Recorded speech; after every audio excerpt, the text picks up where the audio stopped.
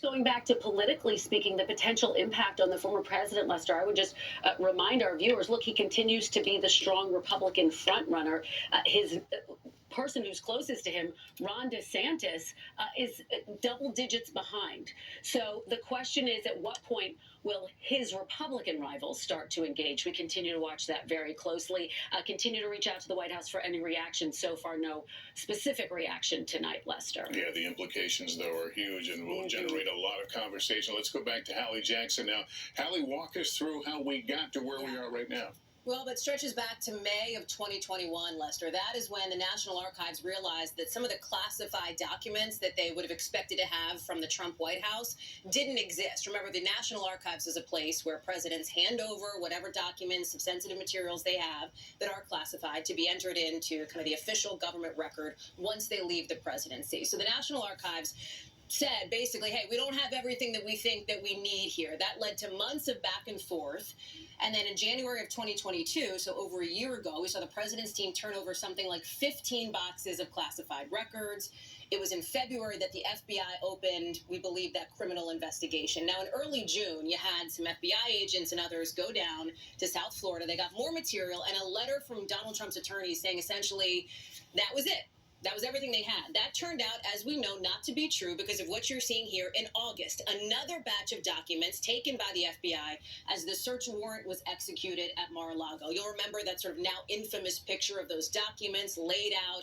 Donald Trump at the time pushed back very strongly on that. He didn't like to see, this is the picture, he didn't like to see that picture out there.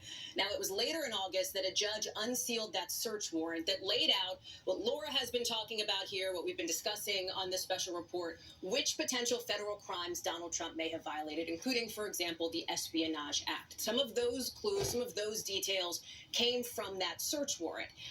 The Trump team tried to push back, right? They wanted a special master appointed here. There was some legal back and forth. You probably remember some of the coverage of that. But as that played out, that is when Jack Smith was named by Attorney General Merrick Garland to oversee both of these sort of buckets here in this broader investigation. The classified documents piece, that's what we're talking about now, as well as, by the way, sort of separately, parallel, under the same umbrella, any wrongdoing, anything illegal that Donald Trump may have done related to the January 6th attack on the Capitol. Again, different sort of set of circumstances here. I think what we're talking about are these, of course, classified documents and that investigation, that probe.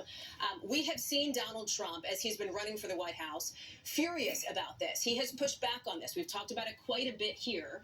And at this point, the defiance from Donald Trump is set, right? We know that that's happening. The question is, what do the people around him do? And I'm talking about the people who are up against him in the Republican primary. We have seen some of them make a case for their own campaign. And I'm talking about somebody like former New Jersey Governor Chris Christie, who has just announced this week that he is running, push back against this, Lester. Hallie Jackson, thank you.